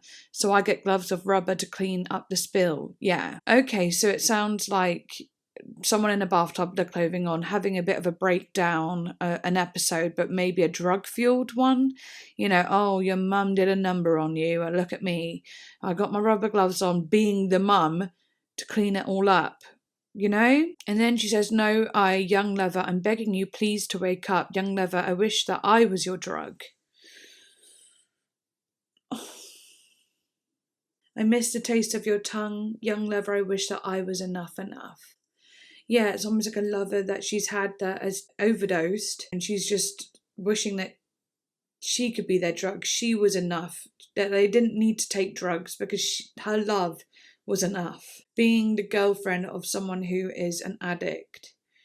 Oh, this makes so much sense with the music, actually. And the fact that it wasn't like a ballad or like a slow sort of thing, and it actually was more ferocious. I don't know, that's a really fucking, like, artistically amazing song, actually. God. You say you got no room to talk, babe. You're boozing on a midday and I don't see no cake. But these pills, I can't even pronounce them. Your 1,000 watts of light dim, then you're gone again. Oh God, I love that line. When I remember reading that line when I was listening to a song and thinking, oh, that's good. You know, you're 1,000 watts of light, like you're so bright even when you're dim, but then you're gone again. Oof. Yeah, and then the bridge. We were in Paris, the Eiffel was shining. All that I wanted was lying on tiling. I heard the robins and thought they were sirens. Wake up, young lover, I thought you were dying. Holy shit. That's incredibly sad. She's like, wake up, I thought you were dying. Like, all I wanted was lying on tiling. And like, maybe she's saying, all I wanted, the person, you know, all I wanted was the person that is lying on tiling, unconscious. That's all I wanted is you, but now you're lying on the tiling, you know? Or I also thought of it like, all I wanted was us to be lying on tiling, chatting with each other. But no, now you're dying. I thought the robins were sirens. She's obviously in like, her headspace is like, oh, she's in absolute panic. Oh God. Do you know how I pictured it though? I pictured it when I was listening to songs as them lying on the ground. I know it's not this. I see it more as the former thing that I said. But the latter thing I said it because this is how I pictured it. I pictured two people who are having a drug-fueled kind of evening, and they're lying on the cold tiling, maybe like just spacing out or whatever. And then like until the early hours, you know, and then it becomes like the morning, like 5 a.m, and the birds are tweeting. And she's like, she thought they were sirens, almost like coming to, and then she turns around and sees that like her lover is dead. That's how I pictured it when I was listening to the song. And it was very quick and flashed before my eyes before it got to like the big ferocious bit that I was just like, fucking hell, this is good. But yeah, that's kind of a sad image, even though I know it's more the fact that she is cleaning up after this person. She's alert. She is not also in a drug-fueled haze or anything like that. But yeah, interesting. It says here, young lover dresses up a startling and depressing encounter as an energetic glam rock adventure. The song recounts the moment where someone, as Clark never specified if it was actually her, walked in on somebody who had overdosed in a bathtub. Clark pens Young Lover as one of her most brutally honest songs. She commented on the clarity of the song's meaning. Scenario has to rhyme, babe. I told you everything. I told you more than I would tell my own mother. It's right there. Wow. Hard not to feel emotional with that.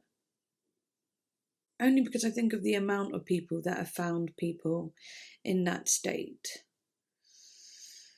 And how, there's an overdose of actual death and you're lucky if they don't die, It's a slight bit of emotionalness because that would be horrible, and a slight bit of guilt as well, I'd have to say. Because I often feel like I could have very much been in that position myself. But that's depression and addiction for you. But anyway, let's move on. Slow disco. Ooh. Let's do it. I sway in place to a slow disco and a glass for the saints and a bar for the road. Am I thinking what everybody's thinking? I'm so glad I came, but I can't wait to leave. Step my hand from your hand, leave you dancing with gold. Wow. There's blood in my ears and a fool in the mirror. Am I thinking what everybody's thinking? I'm so glad I came, but I can't wait to leave you dancing with gold. So that was what the interlude was saying, but I couldn't hear. Leave you dancing with a ghost.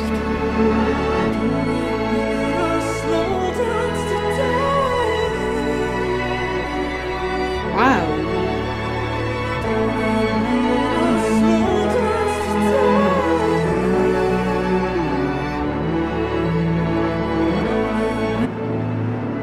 Wow.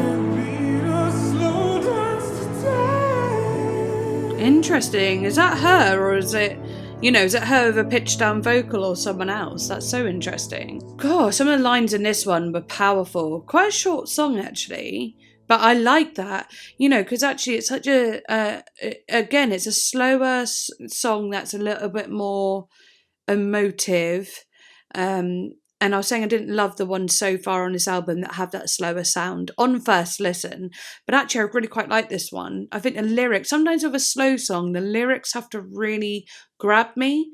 And then I could feel it very intently. Yeah, I sway in place to a slow disco and a glass for the saints and a bow for the road.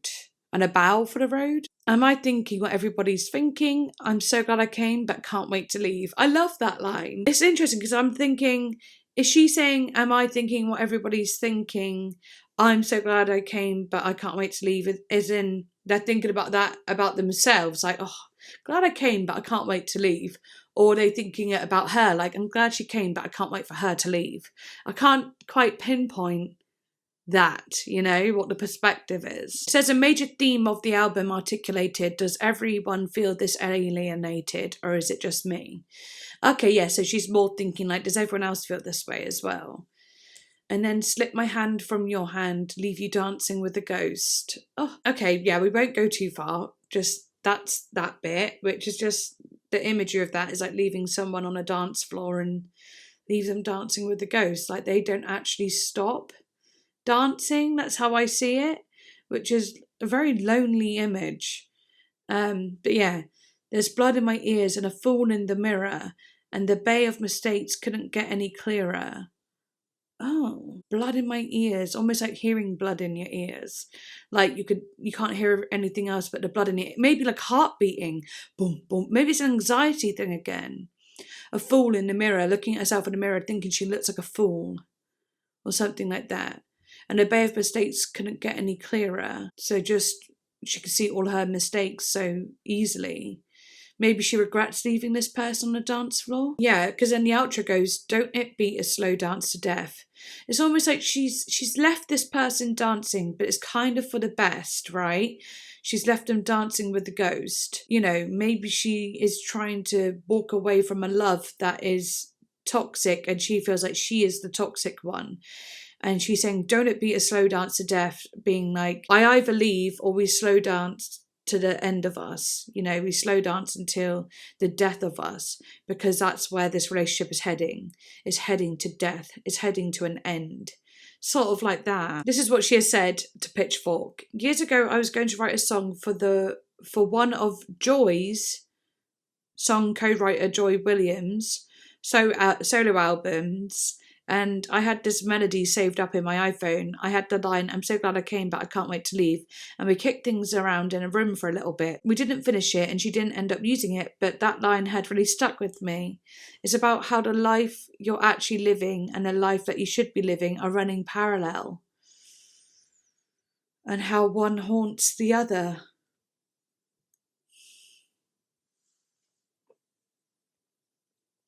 Oh, it's got me emotional.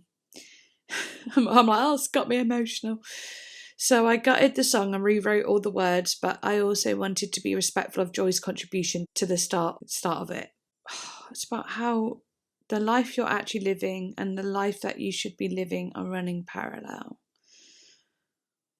It's making me emotional because, well, it's just depression and choices and situations that you are in, that you know that this isn't a life that you want to be living sometimes, and you know there is another life you could be living, and you want to let go of the one you are in, but it's difficult because sometimes you are trapped, right? But actually you're not trapped. It's about choices. And becoming newly single after 6 years, I've realised the life I was living with the person I was with is definitely not the one I should be living.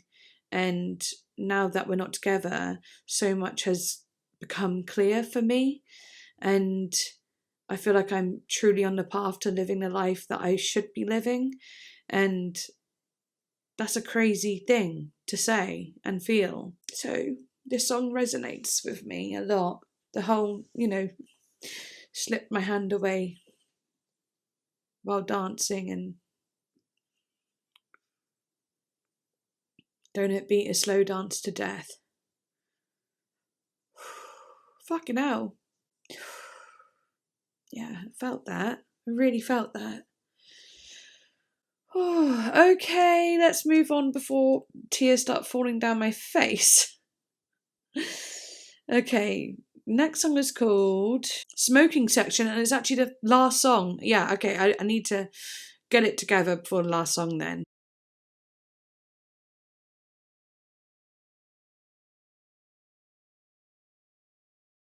Right, Smoking Section, let's go.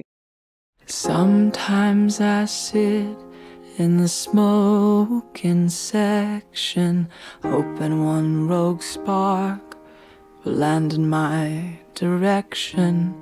And when you stomp me out, I scream and I'll shout, let it happen, let it happen, let it happen.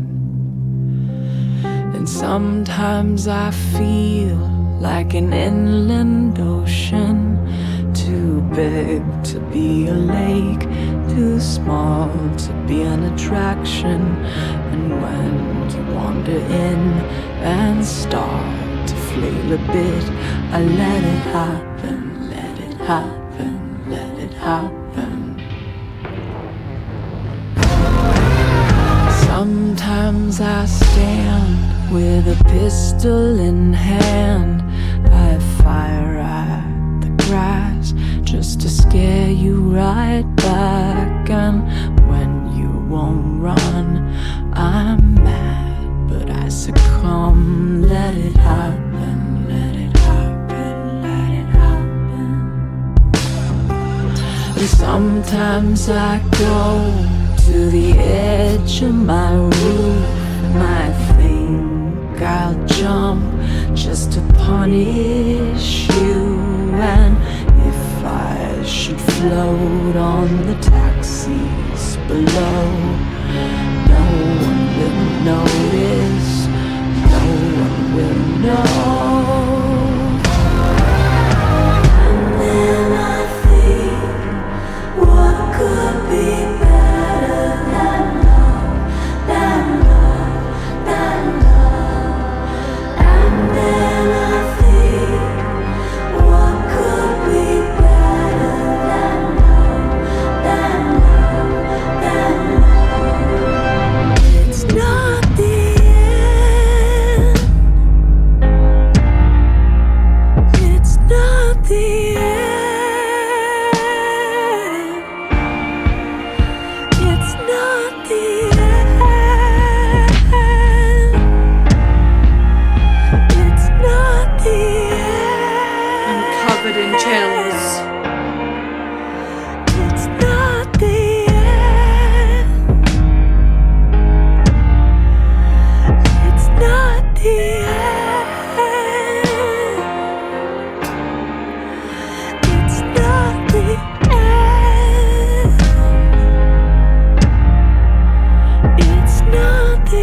end. It's not the end. It's not the I wish that song was longer. Oh my god. I don't know what that did to me, but like maybe I was emotional from the one before that, but like that also made me emotional, and just like also just like, oh my gosh, it gave me so much chills. And from the every bit of it was actually fucking amazing, that song. Let me just stop my screen recording. It's not the end. It's not the end. Oh, fuck. Something about that, just like, it's not the end. And it's like the end of the album, but she's like, it's not the end. I don't know, I guess just, again, going back to having dark thoughts of not wanting to be alive and so on, and then like it being like, it's not the end. It's comforting, and with that drum like doof, just everything about it was just felt like a mantra.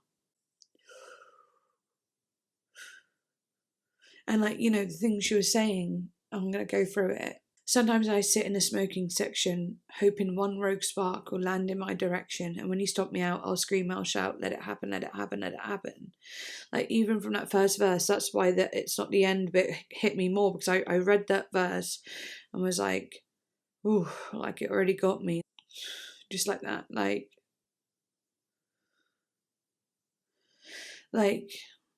lack of care about being on earth and alive and so on, you know what I mean? I think my candle, it's at the end of the video now, I don't know why I care. End of the video, and it doesn't really matter if my candle's still going, but I don't know, I guess it's just something to get me out of my emotion. That's why I do that, you know, when I'm emotional, I'm like, I look at something to tidy or to like change or pick up or move. I don't know, yeah. Yeah, just that feeling of not wanting to be here anymore and being like, you know, I'm not going to go and directly do it, but if something was to happen, I think I'd be okay with it. I would say let it happen. And then the verse 2, and sometimes I feel like an inland ocean, too big to be a lake, too small to be an attraction. Just subpar, like just feeling like mediocre. And when you wander in and start to flail a bit, I let it happen, let it happen, let it happen. I wonder what she means by that. As her lover begins to flail about, presumably from arguing or complaining, Vincent simply lets her plan play out. She sees no point in defending herself. Yeah, this is kind of what I thought as well. Like, wander and start to flail a bit, like start to get all a bit like, oh, you know, crazy. I just let it happen. She is defeated. God, this is hitting home. This is like a heavy one, actually. Sometimes I stand with a pistol in hand, I fire at the grass just to scare you right back. And when you won't run, I'm mad, but I succumb. Let it happen, let it happen, let it happen. Oh, I can't believe this is the last song and I'm feeling emotional. I better not be feeling emotional after the video. Yeah, just being like, sometimes I try a little bit to try and get you back, just to scare them into thinking that she might not be around or she's trying to unalive herself. But then she was like, but then when you won't run, I'm mad, but I succumb. You know, I just let it happen. You don't come for me. And yeah, I don't know. It's hard. I'm in my emotion now. It's hard to even talk, you know, and think. Sometimes I go to the edge of my roof and think I'll jump just to punish you. That's kind of what I was trying to get at in the lines before. Yeah. And if I should float on the taxis below, no one would notice. No one will know. Wow. Then I think, what could be better than love, than love, than love? I'm just clicking on the line because I can't go there with myself. It says, one of the most overwhelming side effects of depression is the cyclical assumption that nothing will ever improve.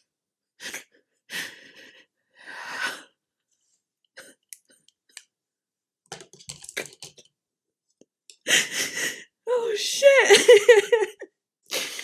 I'm okay. It's good to cry out. It's good to cry. And anyway, it's the end of the video. It doesn't matter what I like anymore, you know? Okay. Which in turn can lead to unaliving thoughts.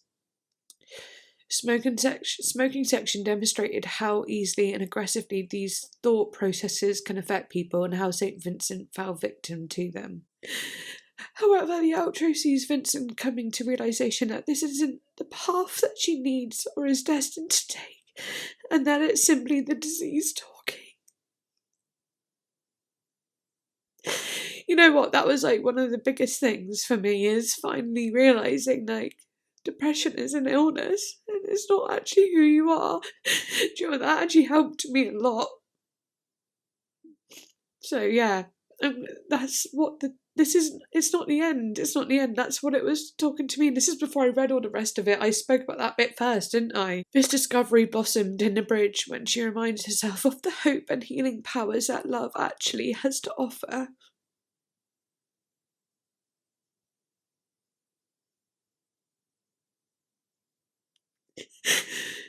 Additionally, the repetition of the phrase, "it's not the end," demonstrates Vincent ingraining this message into her brain. Like a mantra, that's what I was saying. I just get it. I just fucking get it. Speaking it into existence. That's so right. That's what I do. That's what I do. As the lines close, not only the song, but also the entire album, they imply that Masseduction is not the last that the world will hear of St. Vincent. Yeah. Fuck no. Why make me feel like this on the last song? Okay. Oh, God. Anyway, it's nice to relate to music and have music that do that, because, you know, you're not alone. It helps you know you're not alone. That's what I'm trying to say. I don't even want to end like this. Why has she done this to me? I'm going to try and get it together, because it's okay. God, why does it have to end like this? Even though I love it. It's such a beautiful song, and it really wow, that's a fucking amazing song. Fucking hell. Wow. Okay. All right. Well, anyway, let's go through the track list. That might help me. Yeah, that might help. Okay, first song on Hang On Me. I loved it. It had that real like feeling of, you know, like I said, it was like you felt submerged inside of it, and it also had like the cooling vocal though, and it was, yeah, a mixture of cozy but also like emotional. Pills was really fun. I really enjoyed that one, and it was interesting. All the lyrics to it are interesting, and I love that solo in it. Masseduction, super sexy, fucking loved it. Sugarboy, yeah, that one was good. I was like, oh, it's like a non-binary sort of feeling, and like actually it kind of made sense that I said that. Lost Ageless, one I knew already, but I'd forgotten a lot of. Really enjoyed that one. Happy Birthday, Johnny. I liked the lyrics, and I liked the story, and I thought it was super personal, but I didn't like, I don't know, it was just, I didn't feel it as much as some of the others, but I did like it. Saviour. Oh, what does Saviour go like again? Oh yeah. I remember that. It's definitely an album song rather than like a single. It definitely had an album filler sort of song, but I really liked it still. New York again, like pretty but didn't love. Fear the Future was incredibly tense, but like I found myself like, first of all, I wasn't sure if I liked it, but I found myself really liking it towards the end. It's almost like I couldn't help but like it underneath all the kind of tension. Young Lover, yeah, that one is actually really kind of dark, and wow, that really good though. Dancing with a Ghost interlude, just pretty. Slow Disco, heartbreaking. Smoking Section, even more heartbreaking. Both of them go hand in hand in a way, and wow, fucking hell, it felt like she was actually like speaking on my behalf. You know what I mean? It always felt like I was connected by the soul, you know, with her in those two.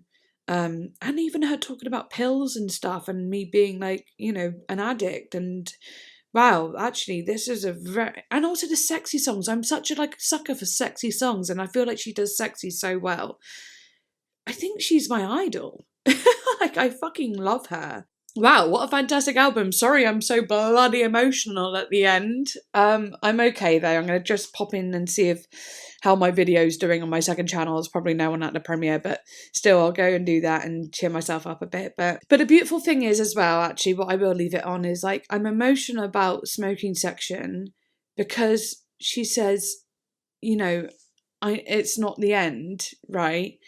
And say a few months ago, I wouldn't have related to It's Not the End. I would have been crying still probably, but because I wished I felt like that. Whereas now, I have been telling myself it's not the end. Recently, I've been trying to tell myself there is so much more to come, and it's going to be okay. And you are living your truth. You're living how you're meant to be living now as a single woman, and you're looking after you and so on like that. So actually this couldn't have come at a more perfect time, and I always say this when I do Patreon requests and also just my YouTube videos, but a lot of the time in Patreon requests, I know I take a while to get around to them sometimes, but I feel like I always listen to the right album at the right time, and when it isn't the right time, it's whatever, but like when it is, it's incredible how that works, and it's just absolutely shocking how it works. And I feel like listening to albums, I'm getting like a message from whoever's looking out for me, and they're sending me a message through music. And that's why, again, I hone back to why I call you my spirit guides, because you do literally guide me to music that I may never have heard on my own, and it heals me. Yeah, thank you for that one, Dylan. That was fantastic, and I really hope you enjoyed specifically this reaction as of course you requested it, and thank you to everyone else who watched and enjoyed as well. Please like, comment, subscribe, share, become a patron, all those lovely things. I put so much hard work into these videos because they deserve all my attention and everything like that, you know, and that's why they are really long, because I do like to go into them in detail and give you everything I've got. It's not even everything I've got, it's just everything I can give, you know, so yeah, I appreciate it. And if you could become a patron, that would be amazing, because it really does fund this experience for you guys and for myself. But yeah, anyway, love you all, and I shall see you next time. Bye.